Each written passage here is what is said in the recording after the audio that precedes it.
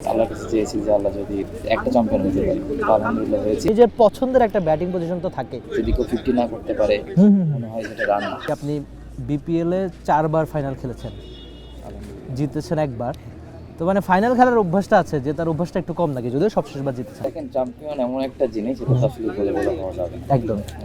তারপরেও আমি মনে করি যে আমি লাকি, যে আল্লাহর রহমতে আমি last 4 years back to back final খেলেছি। ফাইনাল খেলার একটা ফ্লেভার, এটা একটা ডিফারেন্ট, এটা বলে আসলে বোঝানো যাবে না।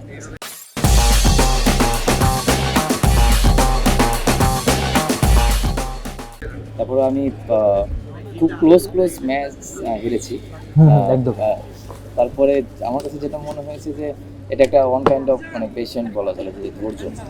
আমি সেই ধৈর্যটা রেখেছি এবং আল্লাহর কাছে চেয়েছি যে আল্লাহ যদি একটা চ্যাম্পিয়ন হতে পারি, তো আলহামদুলিল্লাহ হয়েছি। আশা করছি যে দেখেন, এই রংপুর এই টিমটা বরাবরই সবসময় খুব ভালো ফ্র্যাঞ্চাইজ, এরা খুব ভালো টিম করে এবং এরা অনেক ডিসপারেট চ্যাম্পিয়ন হওয়ার জন্য, এবং এদের সব কিছু ফ্যাসিলিটিস থেকে শুরু করে সব কিছু এদের আছে। জাস্ট যেটা আগেও বললাম যে চ্যাম্পিয়ন বলে হওয়া যায় না, চ্যাম্পিয়নের জন্য এরা সবসময় টিম করে। আমরা এই বছর যেটা করব, সব থেকে আমাদের বেস্ট ট্রাইটাই করব যে এই টিমটাকে যেন চ্যাম্পিয়ন করা যায়, এবং অনেক হার্ড ট্রাই করবো ইনশাআল্লাহ চ্যাম্পিয়ন হওয়ার জন্য। আপনি চ্যাম্পিয়ন হওয়ার কথা বলছেন, যদি দেখি যে আমি যখন অকশনের দিন আপনাকে যখন রংপুরের দলে পাই, তখন জিজ্ঞেস করেছিলাম যে হৃদয়কে পাওয়ার জন্য আপনারা বেশ উচ্ছ্বাসিত বা বেশ চেষ্টা করে যাচ্ছিল, তো বলেছিল যে হৃদয়ের প্রতি আমাদের অনেক আশা, তার যে সাম্প্রতিক ফর্ম সব মিলিয়ে টি-20তে বাংলাদেশের যারা ব্যাটারদের মধ্যে ভালো টাচে রয়েছে, ভালো ফর্মে রয়েছে, তাদের একজন। তো এই যে টিম ওনারদের কাছ থেকে এই ব্যাপারটা শোনা, এটা কতটা স্বস্তির সঙ্গে কিন্তু একটু দায়িত্বও বেড়ে গেল। এটা অবশ্যই আমি লাকি মনে করবো, এরকম ফ্র্যাঞ্চাইজি খেলার ইচ্ছা আমার আগে থেকেই ছিল রংপুরে।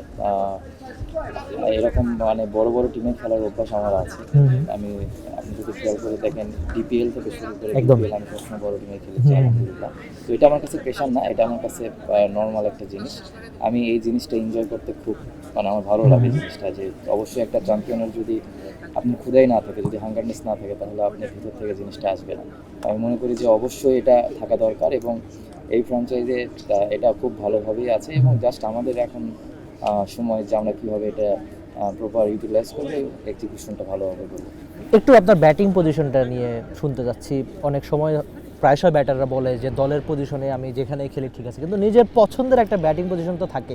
একটা বিপিএলে দেখেছিলাম আপনি কয়েকটা ইনিংস ওপেনিং করেছিলেন সিলেটের হয়ে, সেবার প্রায় হাইয়েস্ট রান গেটারদের মধ্যে আপনি ছিলেন, কিন্তু জাতীয় দলের হয়ে আবার 4 বা 5, 3, আবার বিপিএল আপনাকে 4, 5, 3-এও দেখি, ওপেনিংও দেখি। নিজে কোনটা বেশি পছন্দ করেন আপনি? দেখেন, আমি জাস্ট কোশ্চিনটা আমি আপনার কাছে আবারও করতে চাচ্ছি, যে জিনিসটা আমাদের দেশে এমনভাবে সব কিছু, বিশেষ করে মিডিয়ায় এমনভাবে জিনিসটা ধরা হয় যে যদি কেউ 50 না করতে পারে মনে হয় যেটা রান না।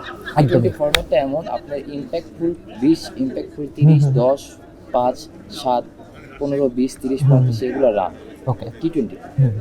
হ্যাঁ, এটা একটা জায়গা আছে। ধরেন আপনি টপ অর্ডারে যখন খেলবেন, তখন এক্সপেকটেশন সবারই থাকে যে বড় ইনিংস খেলার। মিডলে আপনি দেখেন এবং অন্য অন্য দেশের দেখেন বা দেখেন, খুব কম রান বড় হয়। মিডলে যেটা হয় একটা ইম্প্যাক্টফুল ইনিংস হয়।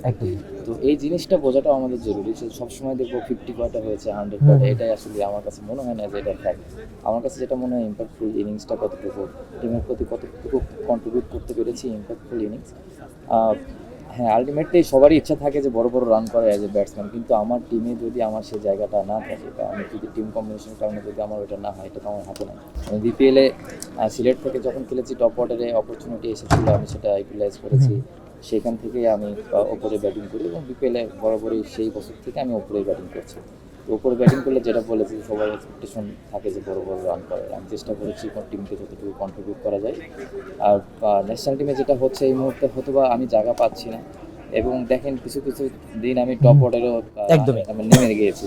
মানে নাম্বার 4-এ যখন ব্যাটিং করেছি, দেখা যায় 2-3 ওভারের মধ্যে নেমে গেছি। আমি হয়তো বা 2-1টা ম্যাচ খুব ভালোভাবে ওটা কাজে লাগাতে পারি। তো আশা করছি যে এরকম অপরচুনিটি যখন আসবে, এই অপরচুনিটিগুলো যতটুকু গ্র্যাব করা যায়। এবং লাস্ট যেটা হয়েছে আয়ারল্যান্ড সিরিজেও, হয়তো বা পাওয়ার প্লেতে 4 ওভারের ভিতরে নেমে নামতে হয়েছিল। নাম্বার 5-এ ব্যাটিং করেছি, একটা বড় ইনিংস খেলতে পেরেছি। বাট ইনিংসটা খেলে আসলে হয়তো বা আমার দিকে আমি রান করেছি, কিন্তু টিমের জন্য খুব একটা কাজে আসে। টিমের থেকে যদি 20 রান করে টিমকে যেতে পারতাম, ওটাই মনে করি যে আমার কাছে বেশি কাজে দিত। তো যেটা হয়েছে আলহামদুলিল্লাহ, অবশ্যই চাইবো যে যখন যেখানে অপরচুনিটি পাই অপরচুনিটি ভালোভাবে কাজে লাগাই। For more updates, subscribe to our YouTube channel and click on the bell icon. Follow us on Facebook and Instagram. Download T-Sports app to enjoy exciting games and highlights. Visit tsports.com.